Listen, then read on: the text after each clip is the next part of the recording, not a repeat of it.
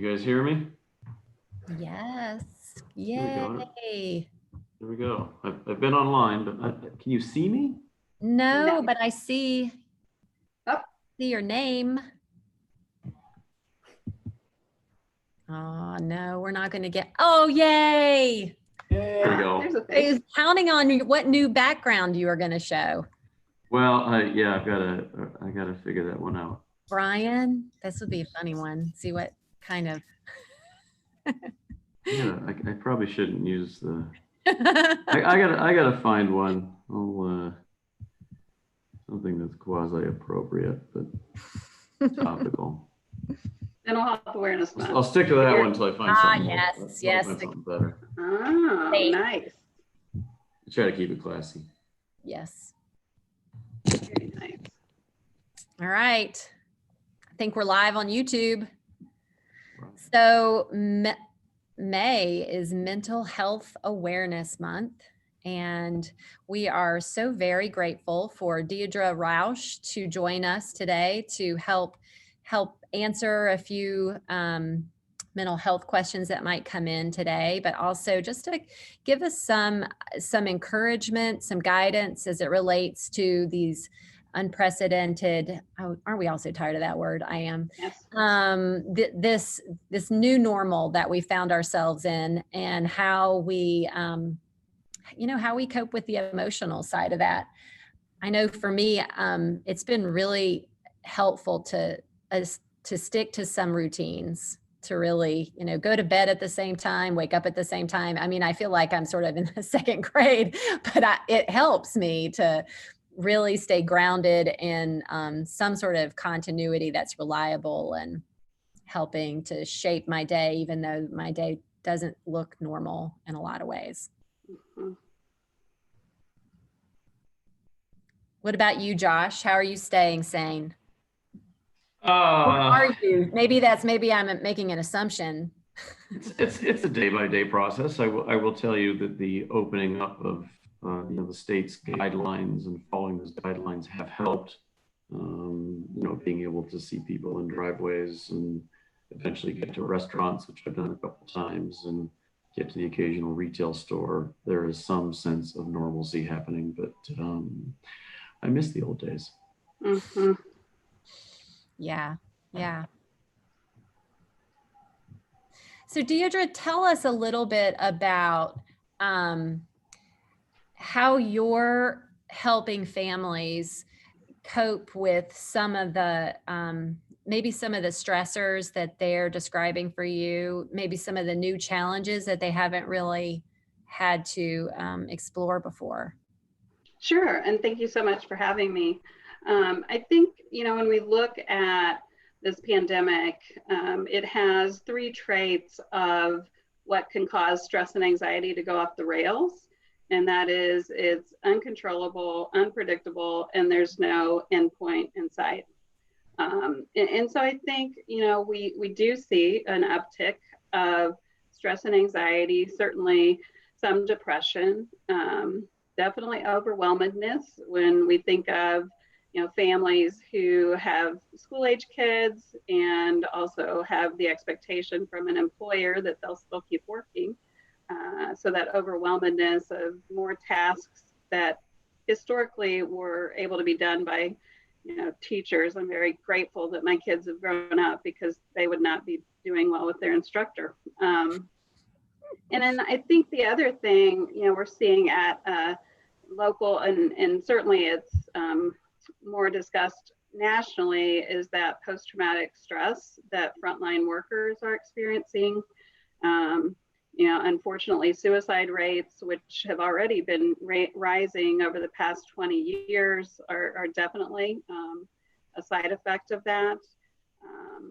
I think, we look at anxiety, our children, unfortunately, we've seen a shift in anxiety in kiddos for the last 20 years. If you look at statistics, about a third of 13 to 18-year-olds experience anxiety disorders. And what we're seeing is the median onset for that is often actually 11 years of age. And I think kids respond to their parents in terms of their anxiety.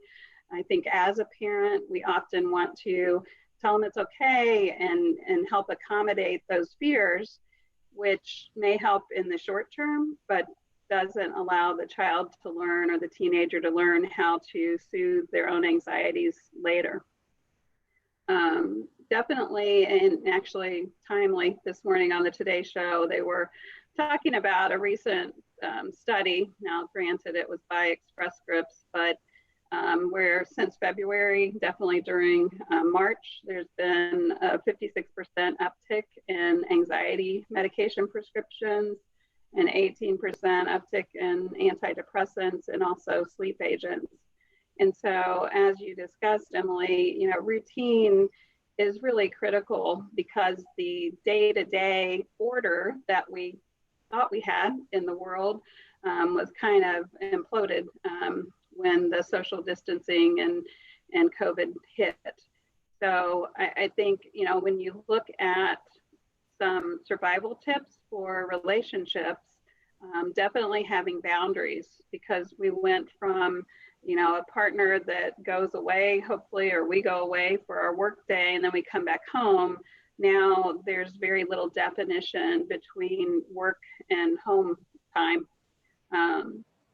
Expectations, I'm not sure we do a great job, even when things were previously normal, naming what we need from our partners. As a marriage and family therapist, I certainly benefit from that and don't want that for marriages or relationships. But definitely now you have to name who's going to do what, and whatever you commit to, it's going to be critical that you follow through, because the world is not trustworthy right now. And so we need to have a partner who we can trust. Otherwise, we're going to see an uptick in anxiety, stress, agitation. I think the other thing that's been difficult for some folks is a different reaction in their response to this. You may have one partner that is very concerned about germs and, excuse me, getting out of the house even, and another partner that's more laid back about that. And so one thing I often say to folks, don't expect that your partner is going to feel exactly the same way as you do. Expect that they're going to accept how you feel. And so to seek some understanding, offer goodwill when goodwill towards our partner and family members may be on a short bandwidth. And in terms of bandwidth, disconnect. I think, excuse me, some of the early research on what might have provoked that increased anxiety for our children and teens really was targeting, tablets and the iPhone, because around 2007, that's when we started to see a dramatic shift in our children and teens. So between the tablets now, school is online, Zoom conferences all the time. The one thing that even Silicon Valley limits, those that produce our technology for us, we're having an uptick in that. My notice about screen time is up 20%. It's like, yeah. So to be able to disconnect is important. In the old days, back when I started doing marital work, the primary frustrations were family members, money, sex, communication, and kids. Prior to COVID, I'd say over the last 3-4 years, the number one issue that causes a relationship to implode is they're always on their screen. And so to disconnect so that you can help your relationship, to disconnect so your brain can shut down and not be going all the time, is also critical. I think the other piece is to remember this will end. Again, we don't know exactly what things will look like on the other side. And there will come a time where hopefully we're not all behind a mask and worried about when we're going to get sick. Yeah. Deidre, if you think about disconnecting, I talk to some friends who are concerned, and I find there's a small pattern there. they all seem obsessed with the news and they're watching the news a lot. And I used to be a news junkie, and I will tell you, I've stopped watching the news the last 3 or 4 Good for weeks. you. Yeah. 100% better. Is there a balance there? Is there a correlation there? And what's your advice on that sort of stuff? I'm totally biased on this one, so I will claim that. I turned off the news about 6 weeks ago. Okay. I do keep up with any New York Times, email. So that's about the extent. And I do think there's a correlation. You're being fed this message, which, depending on who you're listening to, it's going to have a different, set of words to it. And the message, I think our leaders, and good for you, Mayor, that you're doing a great job. I think our leaders don't really even know. And so we're clinging to that endpoint. And so I think their hope is they can give us a time frame, and then that changes.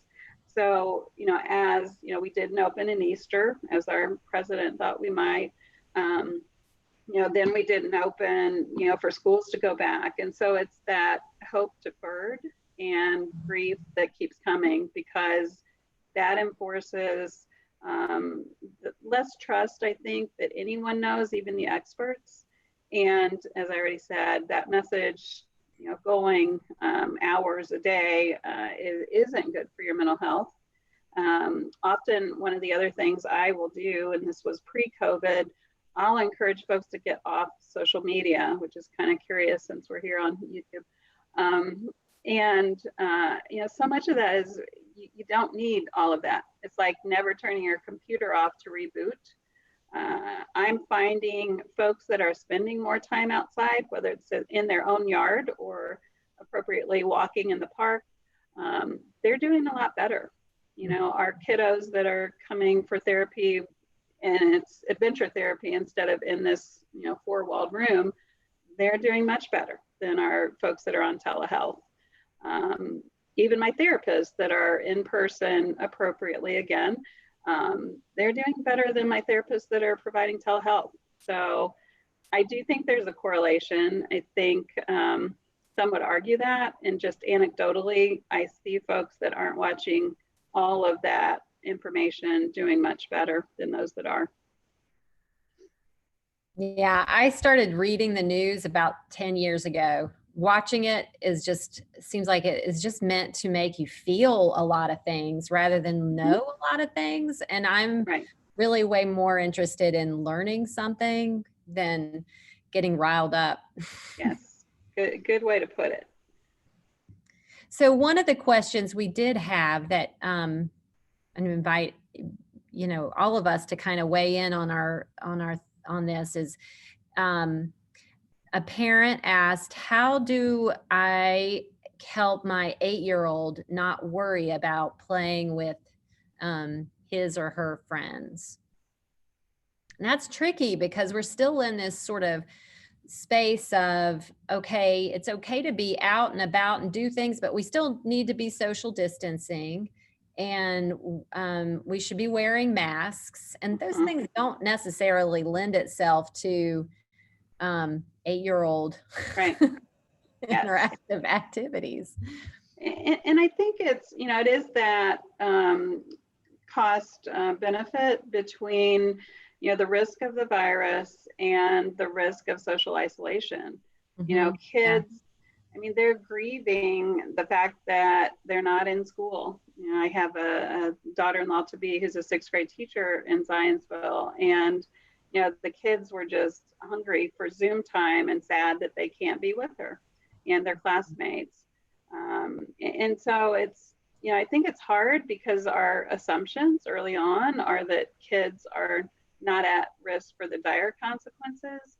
And then, new suppositions come up. So again, I think the best way we can help our children's anxiety is to talk about it, not to brush it off, not to offer reassurances that we're not positive about. And I guess, I used to be a nurse in my former life, and all the things we're learning about hand washing, forget about COVID, that will make playing with your friend a lot safer. So, to talk about, yes, there are germs out there. Yes, you need to be careful. Probably, best in that situation to allow one playmate, not, throw them from all by myself to a whole group of kids. And just continue to desensitize them. Once they have had that play date, after the fact, to debrief. What was that like? Were you scared? Was your friend being as responsible as you wanted them to be? So I don't think keeping our kids away from, the anxiety is at all a good answer. Definitely we don't want kids watching the news, because news can be scary to children. So it's a tough balance. And I think if we're, again, just responsible, primarily washing hands, I think you can get playful with masks. One of my therapists has talked about, doing artwork on masks, because a surgical mask is not terribly pleasant to look at. And it can be scary, like you said. So those are my thoughts. I'm curious what you guys think about that one. I think it's one of those areas, just like so many other areas of parenting, that we have to take in the information that's available to us, check in with our partner, and do what feels right at that time, and be open to revising that as you move forward. My main hope is that we don't judge each other, that we let parents make choices that feel like it's the right choice for them at this point, and hold ourselves more accountable for our own actions and our own decisions, and feeling strong in those, without having to be too terribly, weigh in too much on what you might see in the neighborhood, and trust that people are doing, what feels like the right step for their family. That's really an important point. Yeah, I mean, everyone is different, right? I mean, I think, teacher, to your point earlier, you have couples that are different even within the couple. And so, and I know couples like that where, one person's laid back and the other person is, really, vigilant, and there's a give and take on there. And I think it's that understanding that, personally, we're allowing our kids to play with, a few kids that we know in the neighborhood. And that was after talking to an ER physician who lives in our neighborhood. It was like, yeah, I let my kids play with a few kids as well. So, it's not just, we're not going to take them to a playground. Those are closed anyways. We're not going to go, unfortunately, to some of the jungle gym places that are around the greater Indianapolis area. But the same token, we're not going to keep them in ourselves. But if there are other parents that feel that's what's right for them, or they have situations that are different, that they need that, then great. There shouldn't be any sort of pressure to not do that or pressure to do that. It's to each their own. Yeah. It's been pretty fun to watch 8-year-olds have Zoom conferences. Oh, yeah. Definitely our play therapy sessions, we've ratcheted down to half an hour versus an hour, because 6-year-olds really don't dig this for an hour. They can handle a half hour, but yeah.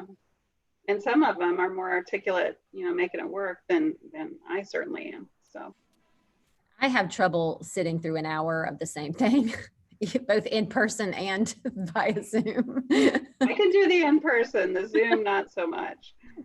You fake it well, Emily. Yeah, you look very at ease. Yeah, I think we also, with all of this, there is, and I touched on this briefly, that element of grief. So many things that have been lost. Obviously, the ones that have been in our face, graduations, weddings that have been either postponed or severely changed in what they look like. Not being able to be with your loved ones when they're sick or dying. Not being able to be there for a funeral. So, I think there are lots of losses, certainly, businesses that have been lost, job losses, all of that grief needs a place to be talked about, or it'll just keep boiling, and getting bigger inside. And I think it has been lovely to watch how people, I guess we're all still kind of renegades or mavericks. I don't know what the right word is, but the drive-by graduations, and the people, I still think of the people in Italy that are leaning out of their window and singing. I love that. We do have that survivor spirit. And, some days surviving is really exhausting. So again, just to try to figure out in unprecedented, you're right, that's used a lot, new normal's used a lot. I suppose I would prefer, what's your normal going to be? And huge point you made, which good for you, because I meant to. The judgment is not serving anyone. Having to defend what you're doing takes energy. And so I guess on the other side, the normal I would hope we see is more compassion and understanding for other people. And definitely that, servant heart would be a lovely outcome, and the hand washing. So.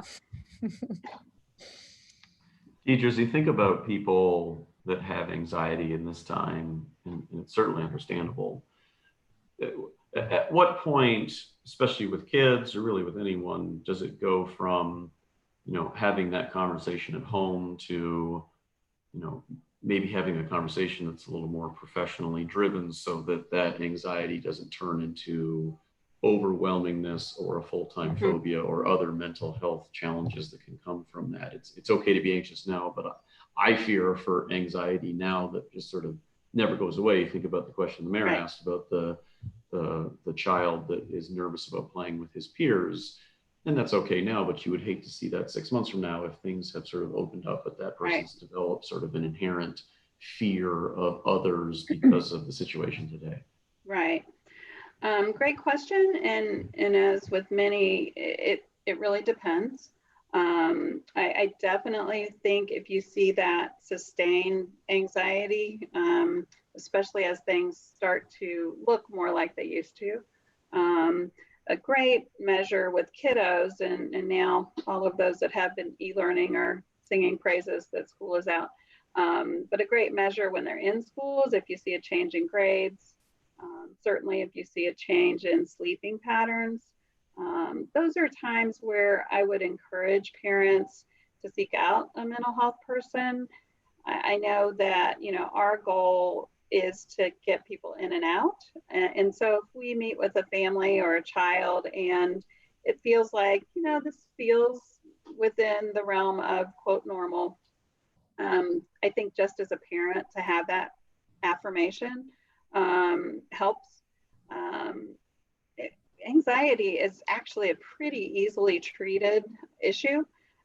With most kiddos, if you hit it early with cognitive behavioral therapy, where you can name the thought, sit with the thought, and then soothe yourself, it will be critical that care happen earlier than later. And again, is it 6 months? Is it a year? I think so much of it just depends on how much your child is talking or not talking.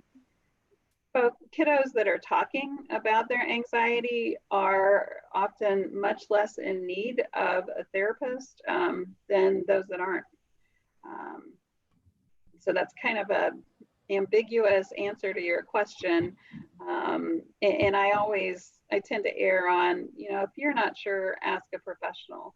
You talk to your ER doc. I have many clients who have asked, their pediatrician, is it okay for my child to play with other kiddos?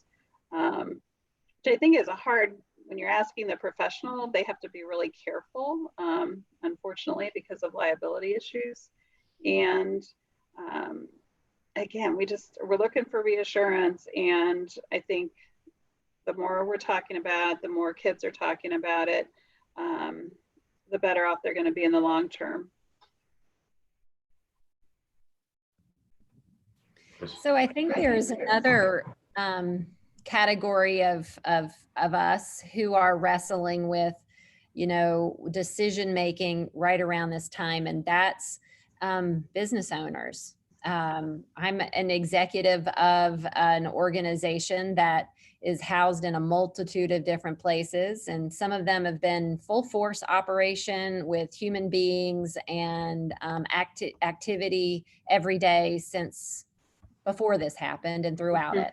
And in some cases, we've managed to, retailer our work processes to make them accommodate a remote workforce, and have done remarkably well functionally through that process, through that, that remote transition.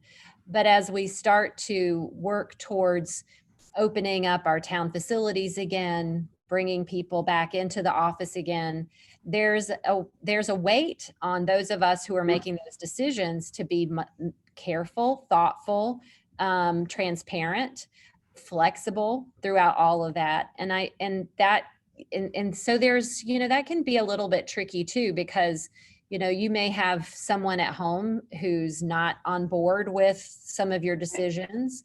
You may have employees who are really, questioning that, board members, all different sorts of constituents who are going to have a different perspective maybe. And at the end of the day, it's on you to figure this out and to manage it with all that input, but still making decisions. There's stress that's associated with that. So maybe could you speak a little bit to how those of us that are in that spot wrestle through that? Well, I'm right there with you. I think early on at the height, it was pretty clear that, we don't know enough to require employees to come in. And certainly the last thing I would ever want is for one of my employees to become ill because they were at work. So similarly, even though we were deemed an essential business, I would say, oh golly, probably 90% of our services quickly went to telehealth. And now, like you, I feel like it's appropriate to come back. It's a bigger burden. I don't know, actually, that I would say it's a bigger burden. I was going to go with, you have to now allot for cleaning rooms between clients and cleaning public restrooms and cleaning common areas. So there's more of that burden. And at the same time, when we have part of our staff remote and part here, that disjointed feeling, more work for the front office to manage, is this therapist going to be in or out? Is this client coming in or remote? It does take a lot of work. I think, and I'd love to hear your feedback, because honestly, this was something I was talking with my practice manager about today.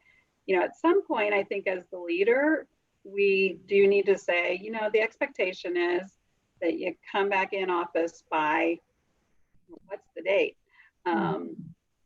I struggle because, I'm not a litigious person personally, and I know there's some liability in making that call, right?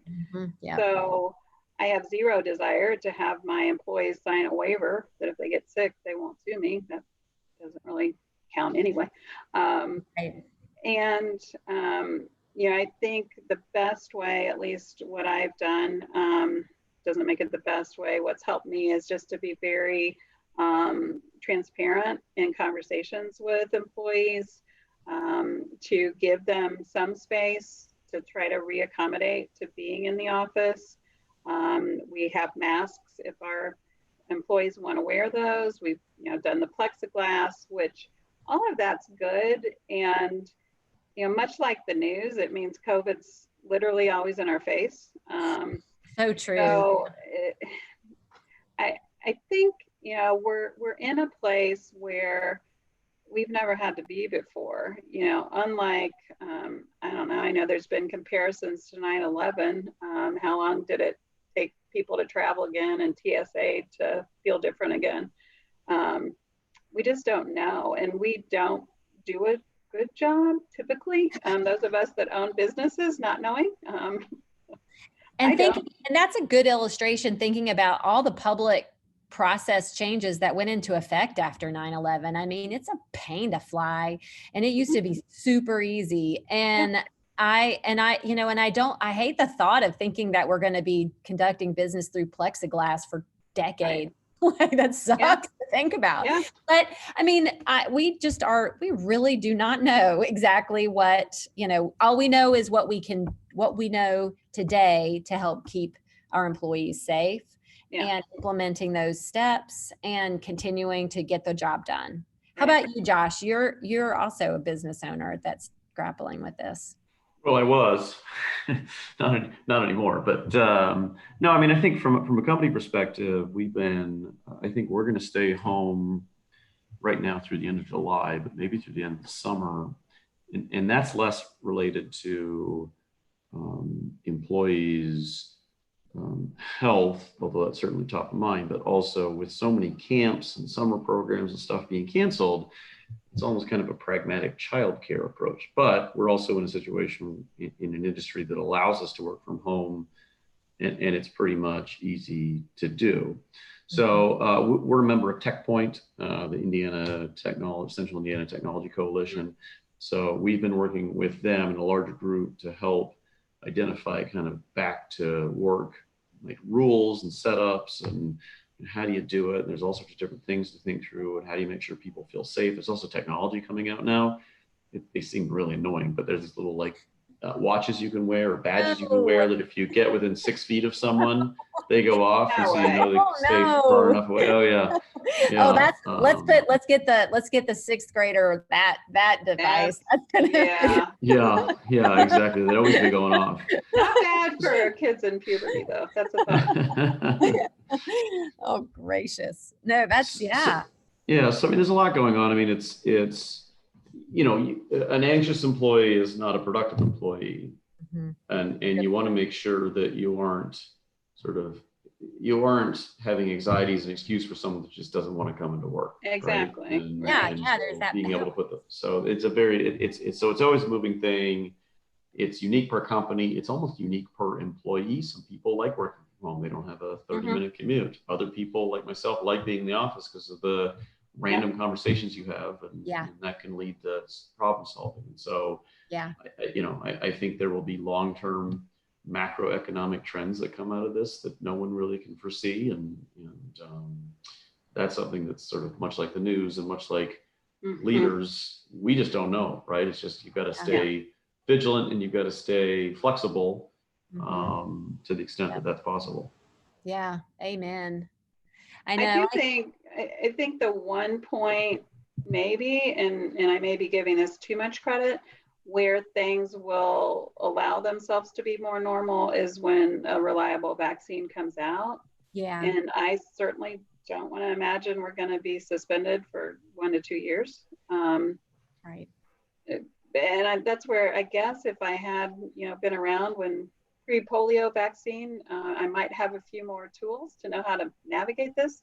I wasn't. So I think until there's that kind of safety, many of the folks who do have either one, they're in the vulnerable population, or they're caring for folks in that vulnerable population. It's there's no certainty that they're going to be okay.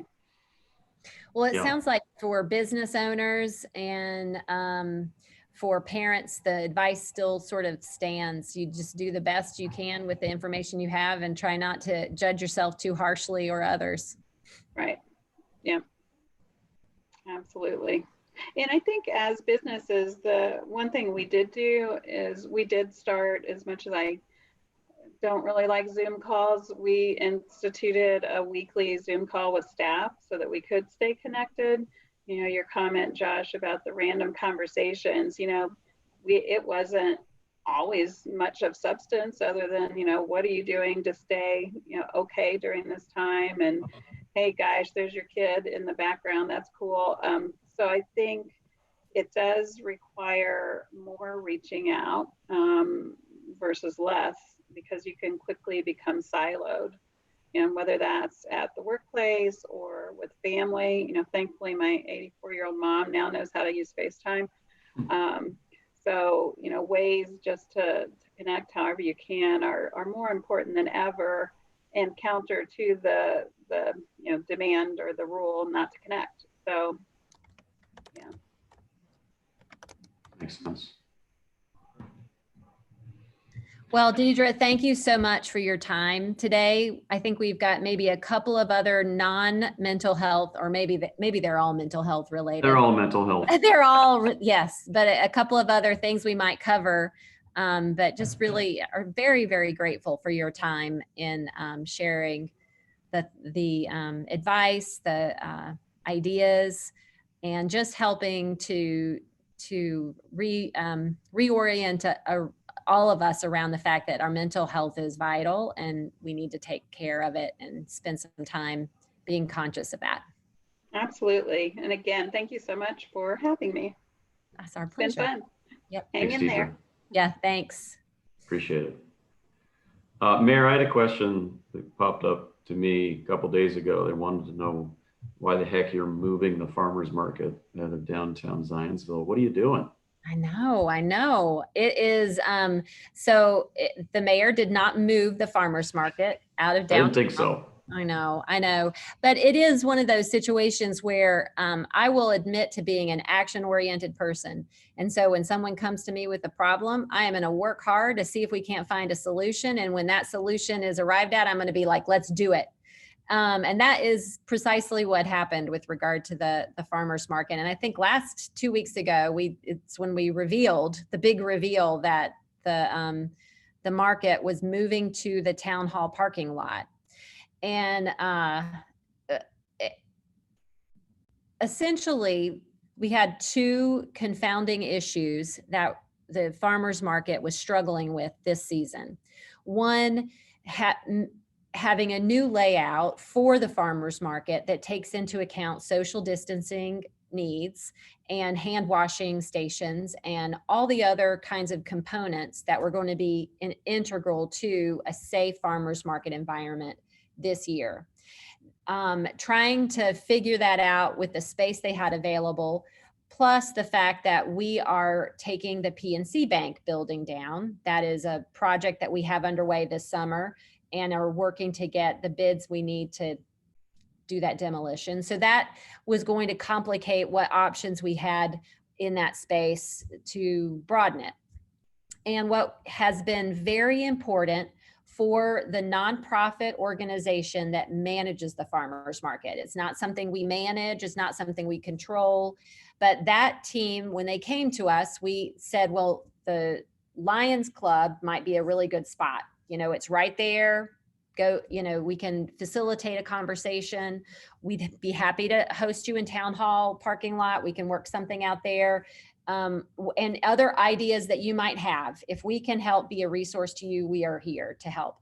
And after that team exploring quite a few different ideas, they came to us and said, town hall is the most predictable and the easiest for us to use. Some of the other locations, there was going to be a need to relocate for certain special events that were going to take place. That was the main issue with the Lions Club parking area. And I think that for them, the message that I received is that they really just needed to make a decision and have it done and not really think too much more about it. So we've made the town hall parking lot available to them. We do understand that the issues with regard to the diminished presence on the Main Street corridor, how that may negatively impact our business district, which we do not want. And it is it's a problem that the mayor's office and the town council and the town government can't really fix. We can offer suggestions, we can offer, assistance, but it doesn't seem like there is an easy opportunity for the farmers market organization to come up with a project. or come up with a plan that works for their volunteers in the Main Street area. So I am open to all other sorts of conversations and ideas. We've thought through putting signage up and down that corridor as you leave the town hall parking lot and exit onto Oak Street, advocating, go to Main Street, turn left, find your favorite business and spend more money. Yeah, so it's not an ideal situation. It's a tough time for our local businesses. And I think that we both would join in saying, shop local, order, curbside delivery, takeout, in person, whatever fits your family's comfort level right now. Look for ways to spend money in Zionsville. I've already been to a couple of restaurants in Zionsville, and they've done a nice job. I mean, everyone's listening to the guidelines that the state's putting out, and I've felt very safe in those environments. And so hopefully other people start feeling that way too. And actually the restaurants I've been to have been relatively busy for what they can accommodate, which has actually been always nice to see. Yeah. And don't let the busy factor or any concerns you have dissuade you from still ordering to go. Yeah. I talked. Happy to do that. I talked to one restaurant owner who told me that the to-go business has kind of dried up since they're open, and everyone sort of assumes that they're just packed now. It doesn't necessarily mean the case. And so, if you want some of their good food and don't feel comfortable doing there, I think it's great point. Or your kids are just really not so great being out and about. I would never go out if I did that. Single moms. Yeah. So something that we wanted to make sure you all did know about is that CVS is now conducting drive-up coronavirus testing. You do have to sign up to get an appointment. They're limited, and there are some questions you have to answer to determine whether or not you qualify for this free testing. When you go up, you are required to stay in your vehicle, and all the surfaces that you encounter are sanitized between each visit. So if you want to find more information about testing info, you can check our website. We've got a little section that outlines areas in Boone County where we have coronavirus testing capability. And that's the CVS on Oak Street. And I know the Lebanon High School also has testing, but I think just checking the website is a good guide to find where that is. Yep. What about opening things? I believe the golf course is now open. Yay. Yes. What about the rest of the park stuff? Do you want to touch base on that too? I wish I had all that in my. I'm gonna pull up my cheat sheet because cheat sheets allowed. I am getting my own cheat sheet. So park shelters are open, basketball courts are open, tennis courts are open, skate park is open, Lincoln Park gazebo is open, golf course, as I mentioned, is open. I think there's other things that are not open yet, things like playgrounds that are coming. Right. Nature Center is June 14th.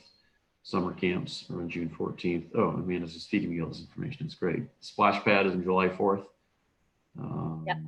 Speaking of July 4th, do you know, is the Lions Club preparing to announce what may or may not happen for fireworks on July 4th? I think we're still working on some of those details. Okay.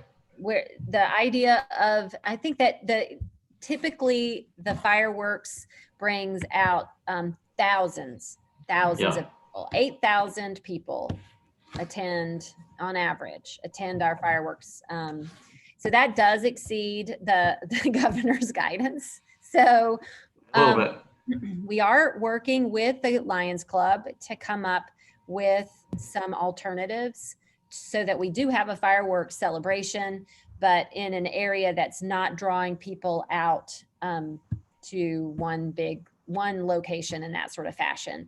There are details still to work out, so I don't know that we're firm in terms of where and how, but there are a number of different organizations working collaboratively in this at this time to figure all of those details out. And I hope that we'll be able to talk more about it here real soon. Yeah. What about town hall? Is that sort of working through how to keep everyone safe there too? Yeah, and so this is where I put on my I'm my executive hat in terms of how we're moving forward with town hall. Town hall has public spaces that people have grown accustomed to using in terms of conference areas and public meeting rooms. We are going to hold off on opening those until some point into the future. We don't have a definitive date for that. Today is when we start to incrementally bring staff back into the offices. We do have a check-in station and a number of different cleaning protocols. Mail goes and sits for 3 days in a room and is ultraviolet light goes all over it before it gets delivered to mailboxes. I mean, we have a lot of practices that we have employed and that are current to help us take all the necessary precautions that we can. And so the next piece is, how many people do we bring back into the office at a time? At this point, we're looking at keeping a remote steady schedule for a couple of days a week. And we'll incrementally increase that as we feel like it works. We're looking at, today we have 6-foot little lily pads in every room so that people know, okay, this is a place where I can sit and stay socially distanced from all the other chairs. In the case of the town council office room, all the chairs that have needed to be removed so that the existing chairs can be 6 feet apart are already set up and in place. The dais where the council sits, there's been chairs removed so that each of those can be spaced 6 feet apart. I think the goal is to get the infrastructure in place to meet all of the public health guidelines, and then slowly bring people back into this office space and get new patterns of working. I have an office that closes a door, so that's why I'm sitting here talking without a mask on. But the minute that door is open, my mask goes on, and as I walk through the open air areas in every common space, I keep my mask on. And that's part of what our protocols are going to be into the future until things start to change and we are not as concerned about community spread. I don't see public use of town hall beginning again and for the foreseeable future. Our workforce is here. Our emergency and communication center, command center is here. We have public safety personnel that work here. So I'm more interested in making sure that this facility stays healthy without having some setbacks. And I think that we all want school to start back again. You mentioned your workforce is impacted by kids at home. Ours is too. So having that flexibility to continue to have remote work options, knowing that childcare is an issue for many of us, is factoring into our plans. Makes sense. I don't think we have any other questions that I've seen from Amanda, but no more questions. So appreciate everyone hanging in here. These have been yeah. Good. If you're still, a lot of feedback on. Yeah, if you're still tuned in, thanks, and let us know how this is working for you too, Zionsville. This is fun, but if you feel like that it's starting to maybe not be as necessary or useful, we're open to that too. Or if you want to hear from anyone else, other counselors. I know. We could put Julie on the spot for an hour. I know. I'd watch that. I vote for that. Yeah. All right. Maybe bring our new police chief on one of these. I know. He would love it. He'd be a good one. Yeah. He'd do a nice job with that. Yeah. Good. Excellent. Well, happy day, everybody. Peace out. See ya. Bye.